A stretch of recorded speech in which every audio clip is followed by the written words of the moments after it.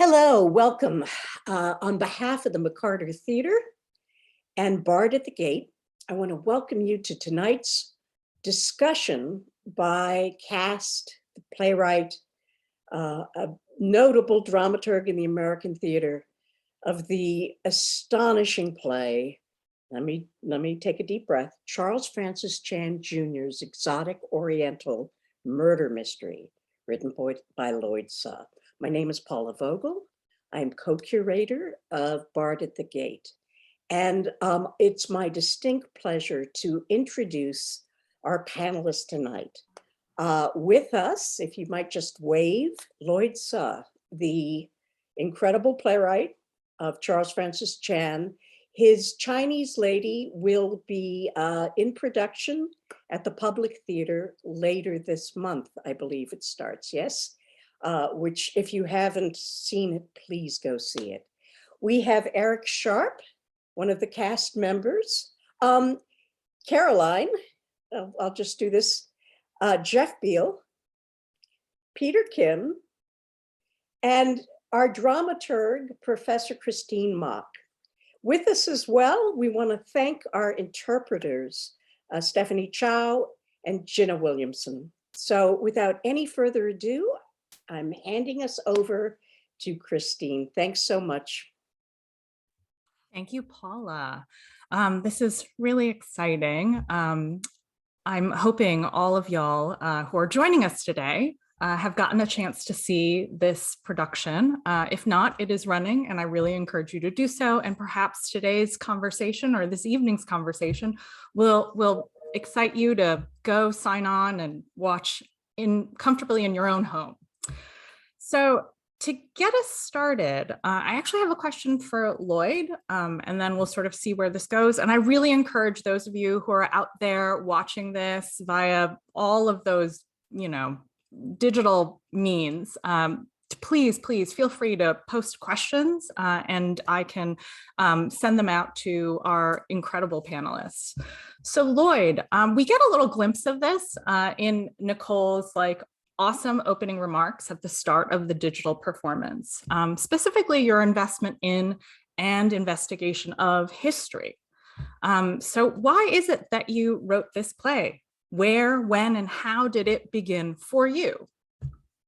Yeah, this is a funny story. I was at a party, and Mia Katikbak and James Saito were there, and James was talking about how he was watching a lot of those NBC 48-hour mystery or whatever those real crime things are, and we're talking about mystery in general, and yeah, that's addictive. It's so addictive, and as he was, as we were talking about how addictive those kinds of programs were, I remembered a thing that I had heard once, which is that Agatha Christie is the most produced, the second most produced playwright ever, if you count amateur and stock and university productions. It's Shakespeare, Agatha Christie, and then third place is insignificant compared to those numbers. And Mia, who is runs Natco, which is a company that's designed to stage classics of the theater with all Asian American casts, was like, oh, Agatha, wait, just let me think about this. So she became very interested in this idea, and she was like, Lloyd, maybe you should adapt an Agatha Christie story. And I was like, oh, that kind of sounds kind of fun. So I started to think about it, and we looked at the Agatha Christie stuff that's in the public domain, and one of them was the first Poirot story, and I started investigating, just thinking and imagining that. But as I did it, I got caught up in this thing, and I told me, I was like, the problem here is anytime I think about that style of mystery with an Asian American as the Poirot, who's Belgian, and the whole thing is he's underestimated because he talks funny. I was like, I can't do it, because the second I start down that path, it feels like Charlie Chan, it evokes Charlie Chan. And then Mia was just like, yeah, that's why you do it, dummy. That's what the play's about. And I was like, oh, okay. I guess that could be what the play's about. So then she was just like, lean into that, do that. And then so I was like, all right, fine. So I started to go into that, and going into that suddenly became about where do these stereotypes come from? Where do these images come from? Where do these attitudes come from? How do the stereotypes influence the attitudes and vice versa? And so that was the jumping off point. And it was really, like usually I like to sit with a thing for a long time before I start writing. Like I like to know what my questions are and know what my fears are. But for this one, you know, Mia, those of you who know Mia, she's very persuasive. And she was like, we're gonna do this in like, we're gonna do this next season. So can we like do a reading like in a few weeks? And I was like, no, I haven't even started. It's like, just try it.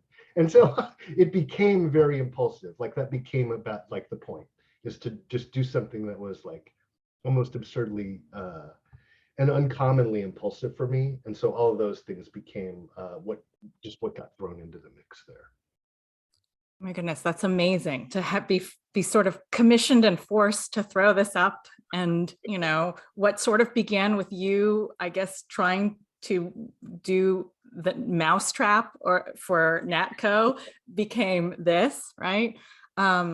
In part because Charlie Chan kept haunting you, right? In the same way as Charlie Chan haunts the play. Like Charlie Chan haunts, I don't know, all Asian Americans who are grappling with questions of representation. There's this amazing collection of short stories or narrative and poetry, which is called like Charlie Chan Must Die. And there's a part 1 and a part 2. Yeah. Now that was back in like 2014, 2015. Am I right? Yeah. And so then there was that was the production that Natco produced in New York in 2015. I feel really lucky to have seen that in the before time. And now it has come back to us in the same way that Charlie Chan keeps coming back to us, but this time as a kind of digital performance. So what I would actually love is to hear from you as a playwright who, you know, way back when in this total, I don't know, frenzy of like stress and anxiety, wrote this thing to be mounted live with live actors in front of live audiences way back in 2015, as if we can all remember what that was, what it was like to bring this script to digital life for you. Yeah, I mean, it was just a treat, you know, like it's a treat. And it's, I mean, so many things. I don't even know how to like where to begin. Like on one level, it's like, you know, the world is different, right? The world is different in many ways, not just in terms of, you know, what we're faced with as a global community medically, but also in terms of what the cultural conversation around a piece of theater that looks at the way Asians have been perceived throughout history, like that, the world is very different. That conversation is very different. So in an odd way, and you know, I'm experiencing this with the Chinese lady as well, having the opportunity to see different casts do it in different cities, is that there's something, you know, I think about this all the time about what are the things that are portable about a piece of work, right? That are, you know, because theater is always present tense, that what a playwright does is always kind of future tense, right? Like even like no matter what it is, when you're writing it, there's always the possibility that it's going to be done at a time when you're not around anymore, or that where it's just not, that's not it's not the now you're living in. There's something aspirational about playwriting, about writing a play, right? And so there are things about the composition of this play that were always about what is it going to be in the future, you know? And because this play is one of, like I've been writing a lot about Asian American history just over the past, like really since I started this one. Like this one I think led to a bunch of other things that felt like historical conversations that I wanted to have with myself and with my peers. And that, like that is, it feels like it's always now. Like it feels like coming back to it almost feels like I never, like it never left my consciousness. Like I've been thinking about it all the time. I'm always thinking about it. Like I'm thinking about it when I uh,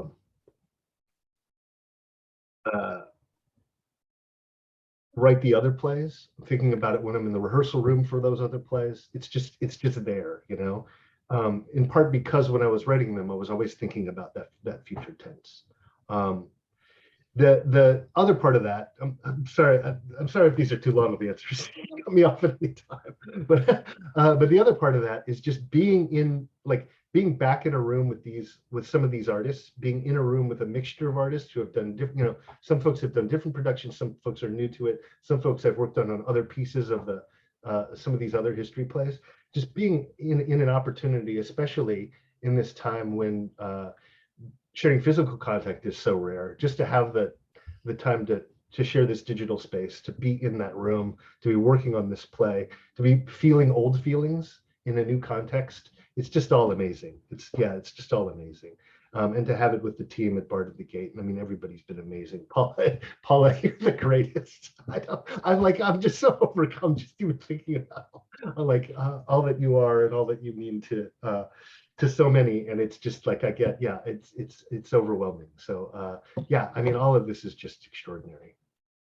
Yeah, we are so lucky to have like Eric, Peter, Jeff, Caroline here with us. And so I'm going to sort of take what Lloyd, what I asked Lloyd, which was about the kind of experience of bringing this digital play to life, and to ask you about what your experiences are, in part because it is a dream to be in a virtual room together.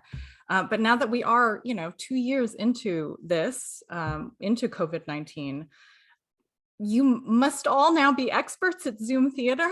And so I'd love to hear about what that experience is like for all of y'all. And I bet our audiences want to know, as they, watch the play wearing pajamas and sweatpants, what this is like for all of you to, be in front of, I don't know, a green screen in your living room.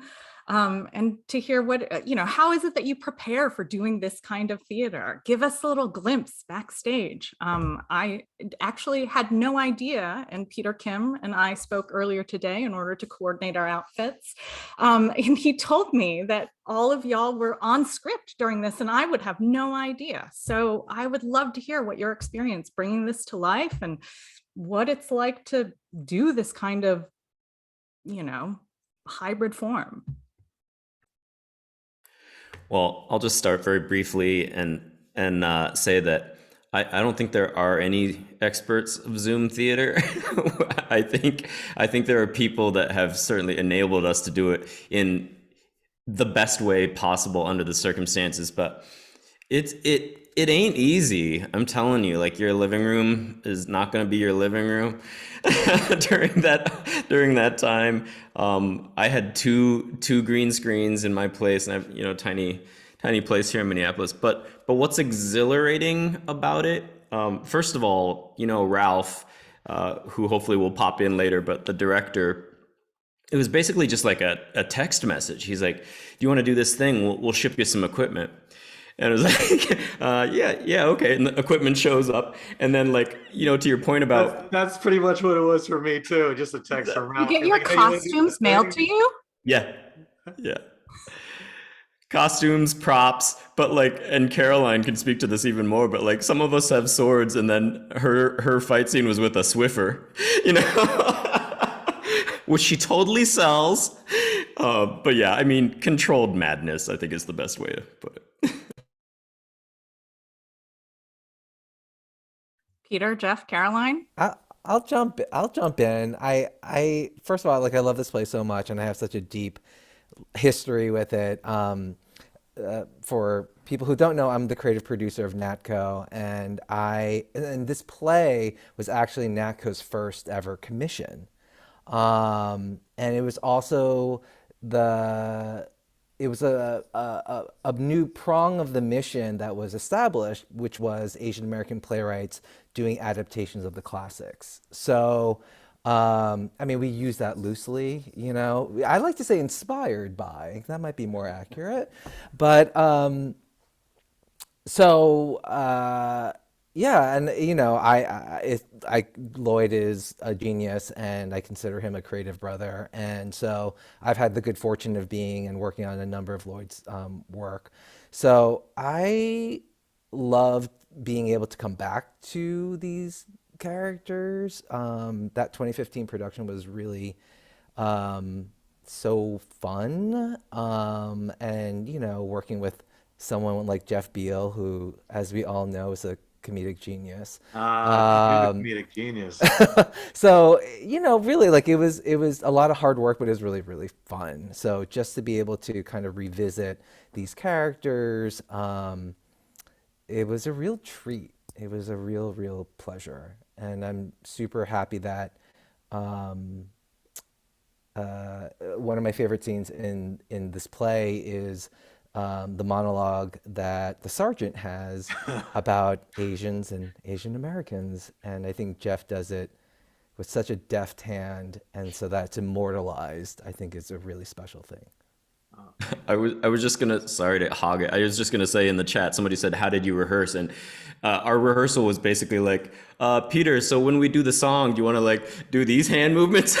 And then we would shoot it. Like there was no rehearsal. Yeah.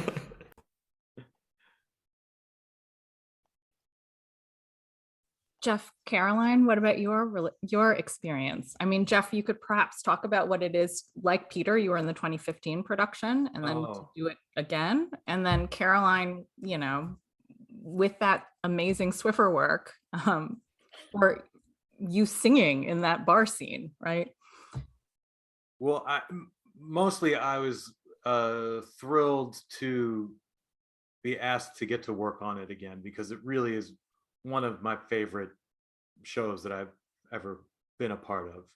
And so to anytime that I can do something that Lloyd's written is a good time. And and if this could possibly lead to more people knowing about this play and Lloyd's work and Natco, and maybe leading to other productions of this play, I just think that'd be the greatest thing in the world. From working on it for this production, I am never going to take for granted the film crews and the crews that put together TV shoots, because we had all this equipment. I didn't know how to operate any of it, and and then we had to upload things as we were recording them, and I ended up being in the Mayi rehearsal space somehow, and they sent twice as much equipment there. And then someone came to help me, and we still barely knew how to operate any of it. And then somehow Jared and Vidco was able to take all of that and turn it into this beautiful thing. And it was just so incredibly impressive to me. Yeah, I I don't think, know if that was coherent in any way, but I took a shot. Yeah. yeah, I think jumping on that, this is my first time working on Lloyd's work and doing a Zoom play. And I get really angry on the internet. Just like, no, Peter went like, no, I'm not like a troll. I just like dislike like technology in my art, and I found it like very, I got all the green screens and I didn't get my swords because I'm also bad at the post office, and was just like, I'm so angry. But then like the Vidco people showed up and they were very so prepared, so patient. And then Ralph had a vision, and he just like, it was like, it was very much like execute, but then you watch it and you're like, oh God, like this entire time, the looking into camera and then turning here when I didn't really know really what was going on, but I trusted, it turned out so incredible. So it was a really, it turned out to be a really like eye-opening experience in in making Zoom theater. And thank I, God for teleprompters, because we had to put it together seriously. really, really fast. Oh yeah. Yeah. I just want to uplift Jared Mizaki at Vidco. and his team. I mean, I've had the good fortune of working with him a few times now, and what he's really like a master. And so he really pulled it together for us. And also is going to be working on the other Bard at the Gates this season too. So that's a real treat for anyone that's going to be watching the next ones. And I just wanted to say like about Caroline and Gina Yee, you know, myself and Jeff, we did the 2015 production. Eric, correct me if I'm wrong, you did the Theater Move production. But Caroline and Gina were coming to this really fresh. And I felt like I was cheating a little bit because I had like, you know, worked on it before. And I think the work that Caroline and Gina do in it is really extraordinary. And it's a testament to how bright and wonderful they are as actors. Yeah, Caroline, you were amazing. And Gina too. Yeah. Eric, you were good. I mean, yeah, yeah, Eric, you were fine. I mean, you were fine. Thanks, guys. So thank you for a little peek behind the curtain, including peek behind the curtain backstage antics that could have happened if y'all had been rehearsing together. We've actually got a whole bunch of really great questions that have come up. And I want to sort of begin with one, which is Eric as Frank and Caroline as Karen are playing like real figures, Frank Chin and Karen Change. And there's this question, which Kathy. is Kathy Chang, Kathy Change. And there is this question, which I think is to Lloyd, but I think we can sort of open it up to both Eric and Caroline to see, you know, what it was like to play these real people, right? Which is whether or not you contacted Lloyd, Frank Chin, and his former wife's estate about their characters in the play and its attendant influence on your process, but also to Eric and Caroline, what it is like to play these two figures in Asian American theater history and Asian American performance art history. Yeah, I can start. I didn't contact anyone in either of their families directly. I did have an opportunity, and I appreciate the opportunity just to bring his name up. I had an opportunity to meet Jeffrey Paul Chan, who was a very close colleague of Frank's, and who just passed away very recently. It's a very, a very, piece of incredibly sad news for Asian American literature in general. But yeah, I appreciate the question also as an, because as much as the play has been out in the world, it's very rarely referenced, the influence of Frank Chin and Kathy Change. That whole, like as I was thinking about, in that impulse of thinking about Charlie Chan, my relationship with Charlie Chan, because of my generation, is not something that I had a necessarily direct, tangible relationship with, but I had a very strong relationship with the writing that Frank Chin did about Charlie Chan. And so that felt like just a really important way to root this in the creation, and in that the important work that he and Kathy and Jeffrey and everybody as a part of the IE literary journal, and just that whole movement did in creating an Asian American literature at a point in which none existed.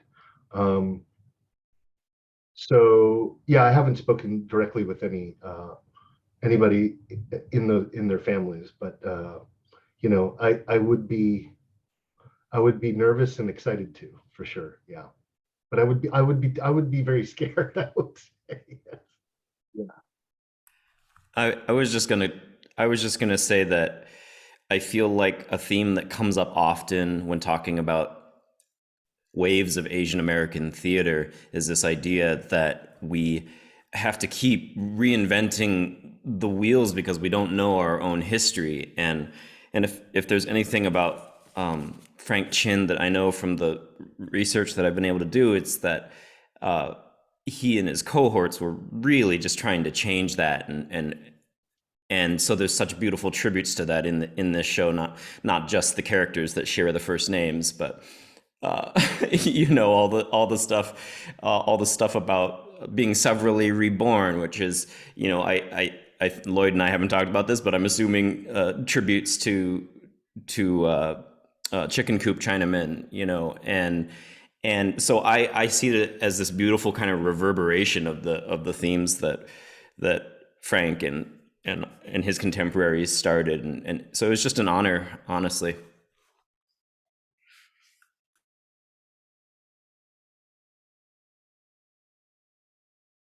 Caroline, how was the experience of playing Kathy? Yeah, I mean, I echo both what Lloyd and Eric said. I think because it was such a, I had never played the part before. It was a really truncated rehearsal process. I didn't have a lot of background on these characters, but I think what was really, and also now hearing how Lloyd wrote it, you can feel the pulse really strongly. And I remember feeling like,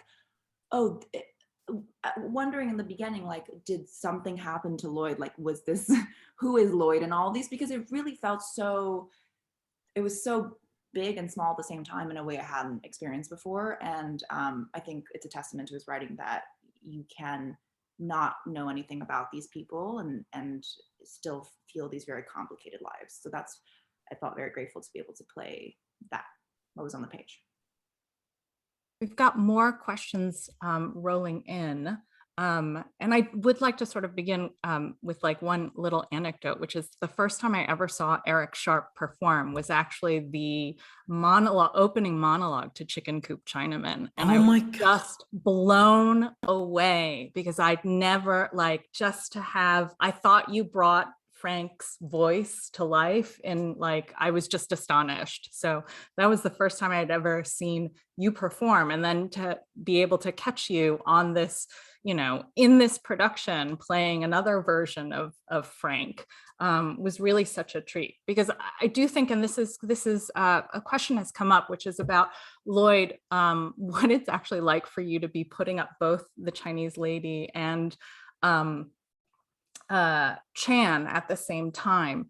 And in the Q&A, the question comes up, two pieces that both engage with the history of Asian Americans being seen by white audiences. And I want to sort of actually fill that out a little, because both Chan and Chinese lady, you're really looking at origin stories, starting points in the history of the Chinese in America, or Asians in America.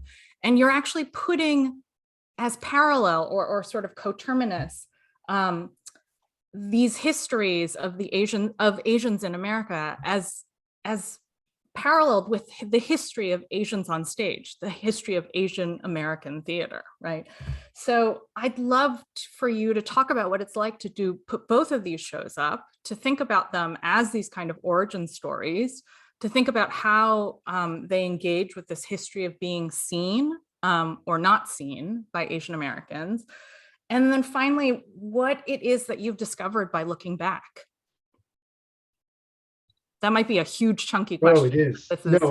No, it's a very fair question. It's something that I think about all the time. So I don't know if I can articulate all of it in a way that makes as much sense, but I'm going to give it a try. And I think my first part of that is, I think it's all to do these two at the same time. It just makes it doesn't feel weird to me, because they feel like it feels like they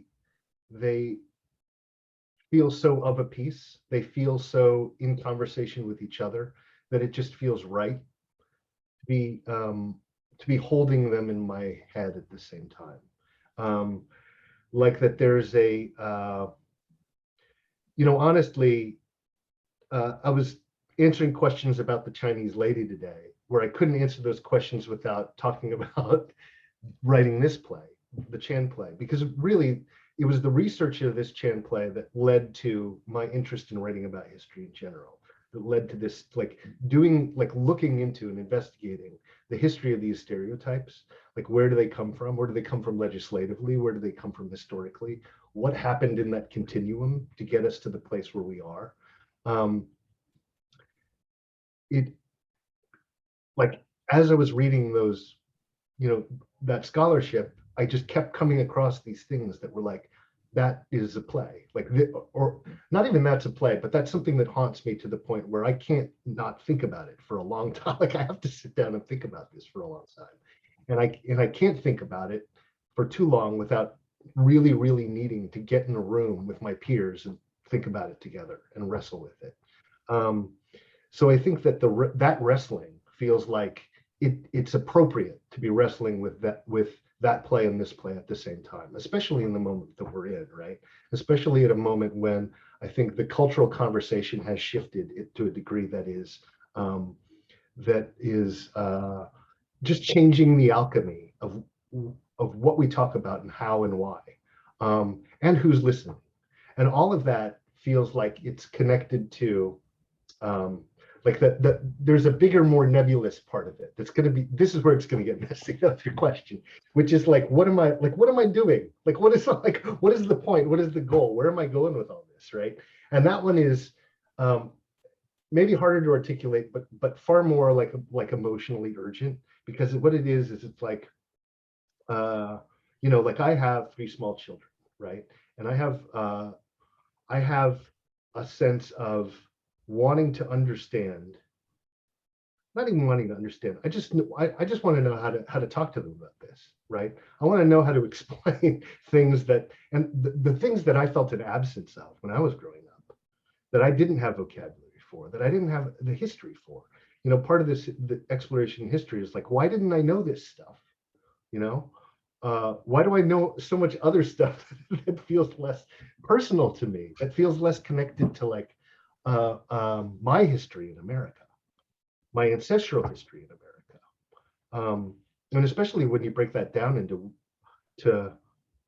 how are we seen, how are we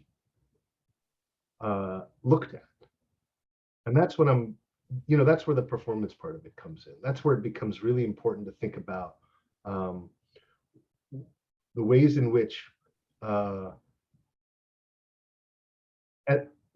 performing ethnicity inevitably, whether you want it to or not, it influences your identity. Whether it's like it cannot help but change something on a subconscious level, maybe on a conscious level too. And so, like, a lot of it is I hope that all of this looking into the past is really looking into the future, right? It always, I try to always include an aspirational future tense gesture of some kind within these plays. That's about like, so what are you going to do about it, right? And that is in service of me just trying to figure out like what like, how can I articulate this to my kids, to the next generation, to whatever that future tense, what we were talking about before, of the future aspirational tense of playwriting in general, like a potential future audience member. Like, how do I articulate where we've been? Yeah. So Lloyd, we have some questions, or actually we have a question that is very much to you and your playwriting process, which is how far along were you when you came up with the meta narrative? Was that a part of it from the beginning, or did that come in later in the writing process, rehearsal process? Yeah, I have no idea. Like I said, it was so impulsive, like it was so fast, especially like that first draft, that like like, it was kind of like liberating. Like, I probably would have never done it this way if I was doing it on purpose, but just feeling like, don't overthink it. Just do what feels, just try things, and the things, and I threw a lot of stuff away. Like, I tried all the things that I didn't keep. But I don't know. Like, I honestly didn't reflect a lot on what I was doing. Like I tried really hard to be like, if it doesn't work, throw it away. Don't think about why, just try something else, because I wanted it to feel as impulsive, like I wanted it to feel as impulsive as like what a you know what a countercultural late 1960s revolutionary going through an artistic process and exploration, what they like, that kind of energy they might have had in trying to create something. I wanted to try and replicate that. So I'm sorry, can I just go, I was go. I was just gonna say about the two things happening at once, right? Which is that you see Frank having this personal crisis, and then you see his creation on at the same time in the same evening. I just want to say that the thing that maybe lost in the video version is that when you're doing that, when you're actually going from character to character, there's no off stage time. It's just going straight from scene to scene to scene, and it's thrilling. When I talk to people about being in this play, I tell them that, like, this is the thing that as a performer it's the hardest performance I've ever had to be a part of, and it's also the most rewarding because of that, because you really get to see him going through everything at once. So I just wanted to toss that in there, that it's a thrill to perform it live. I think then this sort of connects with something that I want to open up to all of y'all, since we have such incredible performers here. And it connects back to what Lloyd brought up in terms of thinking through not just this play, but also Chinese Lady, thinking about it in this particular moment, a moment in which we cannot be together. And yet it's also a moment in which we have seen the rise of anti-Asian violence. That is our current moment, right? This resurgence. And last week, the New York Times actually ran this incredible piece on the actor Conrad Ricamora. And in it, the journalist Elizabeth Vincentelli, she recounted how composer Janine Tesoro asked the predominantly Asian American cast of Soft Power, what does it cost them to tell such a personal, emotional story in the show? And I hear from Eric the exhilaration of this kind of creation of that Frank is embarking upon. And so I want to borrow from Tesori to invite the performers as well as Lloyd to consider and share what it might cost you to tell this story about Asian America, what it might cost you to imagine Asian America, and then fight in a frenzied, joyful, messy way to bring it to life.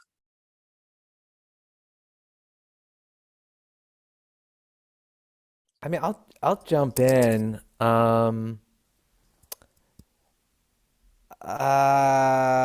My first response is like, it doesn't really, not that it doesn't cost me anything, but for me, it doesn't feel like when I hear cost, I think burden, or like, what does it take from me? And actually, I feel like it's the opposite. I feel like Eric said, like I felt invigorated by it. Um, and I think, I don't know, like maybe because of the way the play is built. I mean, it'd be interesting to hear what Jeff and Eric have to say about it, because I think their journey is quite different than my track. But I don't. I just. It's exhilarating to do, because it's also a really technically challenging piece to execute as an actor. I had the good fortune of directing the play at Princeton University for a student production, and again, I found the same thing too. Like I was directing it on college students, and it was really exciting to see them kind of learning the history of Asian Americans, as well as being challenged with this really, it's a really rigorous experience as an actor to try to do what Lloyd is demanding in this piece. But ultimately super satisfying. And also it's a comedy. There's so much humor and like, so it's a real joy, in fact.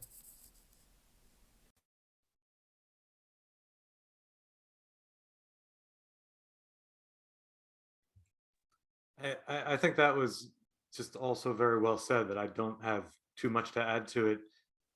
Um, one of the great ways that the play is structured is that it is a comedy, the way Peter just mentioned, and people see, oh, it's going to be a Charlie Chan murder mystery. Oh, it's going to be so silly. The poster for it is crazy. And then they show up and there are dumb jokes and there are sword fights and there's lattes with the blowing the nose and the handkerchief, and that everyone just eats that up like it's candy. And then as it goes on, they're becoming complicit in enjoying these stereotypes. And as that's happening, Frank's character and Kathy are unfolding, and the monkey are unfolding the history of Asian Americans and Chinese. And because everyone's been so opened up with the comedy, that real stuff just sneaks right in there and gets them in the heart. And so by the time we get to the end of the play, there's a real feeling leaving the theater of like, ha, we got you. We got you to come and see and think about things that you might not willingly ever go and see or think about. And I just have I to guess I ended add, up talking more than I thought. I thought I was just going to briefly say something, and then I went on for like 5 minutes. I didn't. it was so good. It was so Thank you, good. yeah. But what I want to say too is like, it's not just meant like, especially being Asian American and having the audience being like my Asian American audience is watching it. It's like it's just as much for us as it is for someone that isn't of Asian descent, you know, which is really exciting too. It doesn't feel like we're talking to just one particular type of audience, you know. It really is like, oh, as a Korean American, what do I have to say about that? What do I think about that? And look at all the stuff that I didn't know, actually.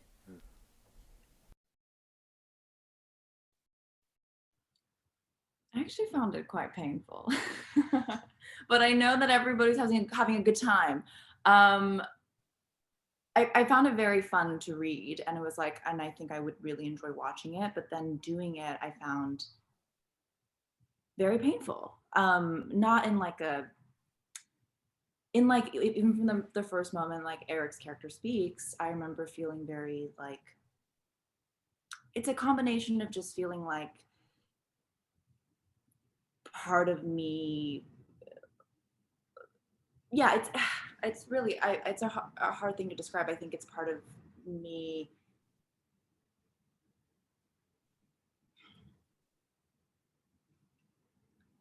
Yeah, it was very hard for me. Caroline, I'm there too. I find, like, as much as I laugh, I also find this play heartbreaking. Yeah. And my heart goes out actually to the characters, but they also go out to the performers who are giving their all, but also there's a way in which those performances are, like Lloyd keeps pointing out, how they're trapped in these performances. And that one hopes in the iteration something different will happen. And it doesn't always. I mean, I find, you know, I agree with Peter that to have Jeff's monologue, the one in which, you know, Kathy, Kathy's character and Frank are having this argument over what is real or not real about the stakes and representations of stereotypes. And Frank is basically like, let me show you. And Jeff's monologue unspools in this really extraordinary, the extraordinary violence that all these layers of history and the real sort of like stakes that are life and death stakes, right? That the stereotypes, the racist stereotypes, the violences that are justified by both the, you know, it's like this a never-ending loop, and it plays out so, I don't know, painfully, clearly, also hilariously, and so that for me is like partly why I was like really taking with this idea of what does it cost us to you know, live through this, and what is it that we're asking audiences to be witness to, because so much about, I think, both this play as well as Chinese Lady is about recognition, being seen. What do you see? Who do you see? Do you see me? Right? And so I do think that all of that is there, and yet I think that even as the play like unleashes itself, and that is an amazing moment in which Charlie Chan is like unleashed to haunt his sons and daughters. And there's a way in which I feel like as an Asian American, I am like Charlie Chan's daughter as much as I am as like a theater maker, Frank Chin and Kathy Change's daughter in this lineage, right? The play really does end with possibility and inspiration, hope, and the future, which is what Lloyd, you know, like you said that every one of your plays, you want to sort of end on that, this futurity. So I just want to sort of put out there as a question, you know, both Lloyd, as well as those of you performers performing, right? What is it that you want your audiences to walk away with? And what do you want your audiences to do? Because it's Frank who tells us, world don't change from hopes and dreams. It don't change from wishing or talking. It changes through action.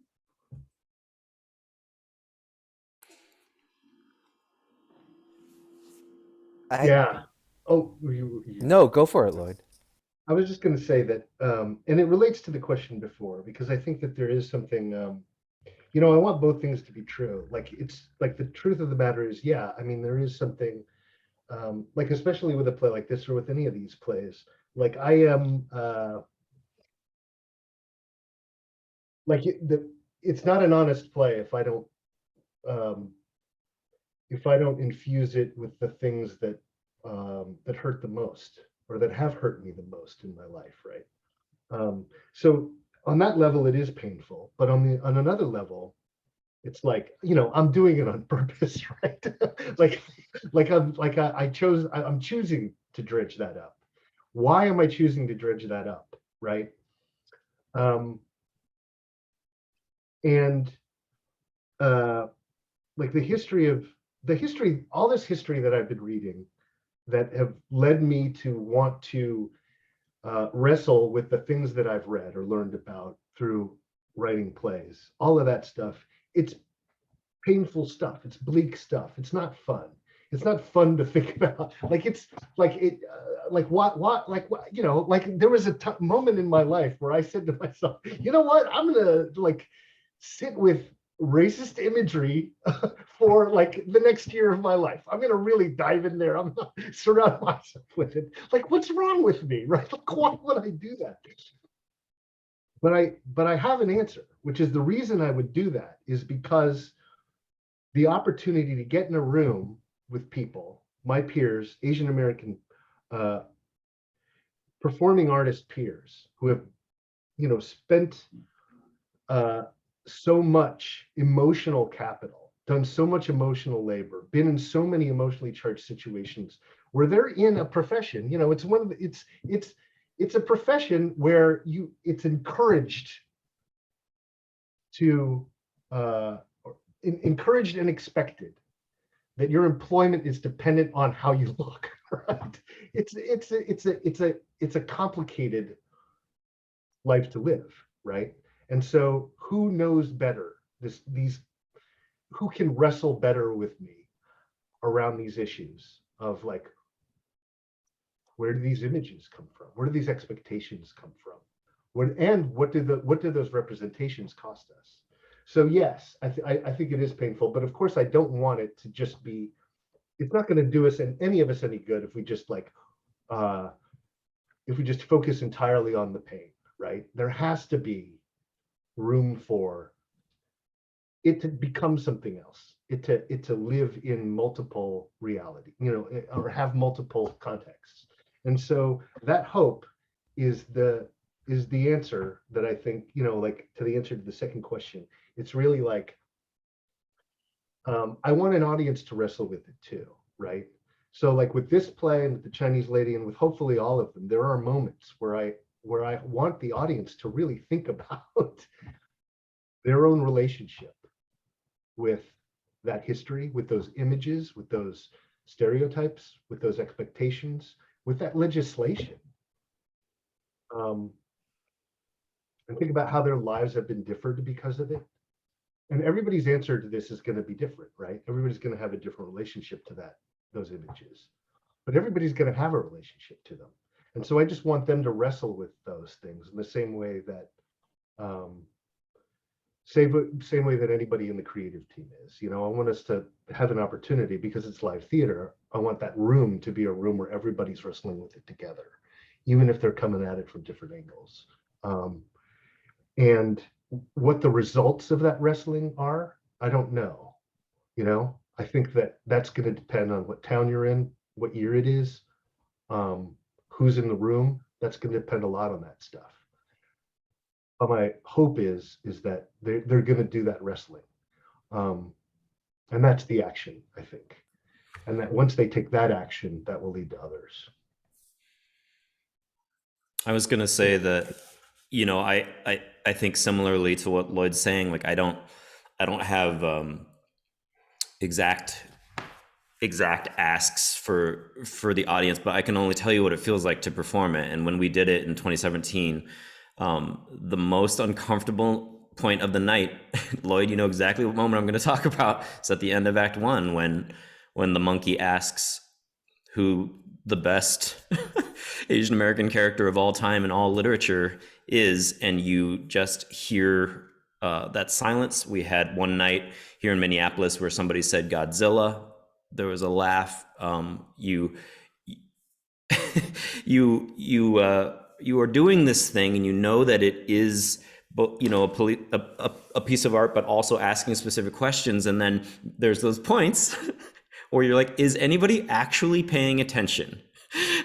And we got differing answers on that every night, but I'll never forget the end of Act 1 from the show ever. I mean, I'll agree. Like, I saw Mia actually a little while ago, earlier today, and I was mentioning that moment because Mia plays the monkey in this virtual presentation of it, and I was like, man, it's even more depressing, that question. Like, who is the greatest Asian American character in all of media? And I was like, we've had so many more Asian American and Asian Canadian, Asian British, or British East Asian performers on screen, in the past 7 years. But I was like, none of them are Asian American, actually. I was like, none of them are Asian American. It's like even more depressing. And it's not really an answer to the question, Christine, about what I want from the audience. I will have to say, like, something that I clocked for myself working on it this time around was at the very, very end of the play where Frank is telling Kathy, like, let's run off and basically let's become domestic terrorists. And I was, when this time around, when we were doing this, I was like, yeah, that's right. Like, that's literally what we have to do now in this climate. And I was like, that is so effed up, Peter, that like my answer is like, I have to go kill people in order for them to stop being racist. but I just like connected to that part of the story in a way that I hadn't before. And I guess it just is an indication of like kind of the, just like how far we've come, like the polarization for myself even, you know, in reaction to where we are now. Yeah, it's brutal out there. I mean, it is. There's at the very end of the play, so much of the play taught is 1960s and Vietnam, and oh, this is all a long time ago. But then as the play goes on, it's clear that all the things are still here that are discussed. And then at the very end, when the monkey's like, what's your child going to be like in 1970 and 1980, and it's like 20-year jumps, and then like the last one is 2020, and that just hit me in the gut so hard. Maybe one more question. I think we have time for. Yeah, we have this last one that just came in. It is, what do you hope live theater learns from the ongoing pandemic and the varying levels of success on Zoom theater that theater companies' communities experienced?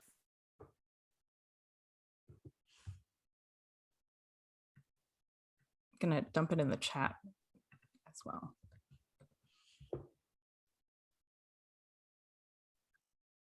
I wish Jared was here from Vidco because he could expound on this for quite a while. I think, to borrow from Jared's philosophy of it, that this medium, this exploration of this hybrid situation, I think if you just look at it on its own terms, it can be a really wonderful medium. Like right now, like how many more people will be able to be exposed to this play, to Lloyd's writing, to the thoughts in the play, you know, that's priceless. But do we think what we presented is the same as the experience of being in a room, living, like breathing, smelling, sharing, you know, hearing the other person laugh or cry or scream, or you feel that? No, but it doesn't negate the other. So yeah. Listen, I regret that the time has flown by. I'd like another couple of hours with all of you in conversation. I want to thank you. I want to thank you, Christine, for such incredible leadership in this discussion. And I want to say to the audience, to thank you for watching, attending, your questions. Please tell everyone. This play will be online at mccarter.org/Chan Jr. for the rest of the season. You will also find there the magnificent Sonnets for an Old Century by Jose Rivera, and the extraordinary How to Raise a Freeman by Zakiya Alexander. And next up in March, on March 9th, we will be premiering this amazing play, Passing, by Dipika Guha, directed by our own Nicole A. Watson, on March 9th. So I hope you will continue the conversation. I want to thank the artists and the fact that we now can revisit and re-experience Charles Francis Chan Jr. after this discussion is really invaluable. So please, I'm asking everyone, please share the word out there. We must share this play. And I want to thank everybody for joining us. Thank you. Good night.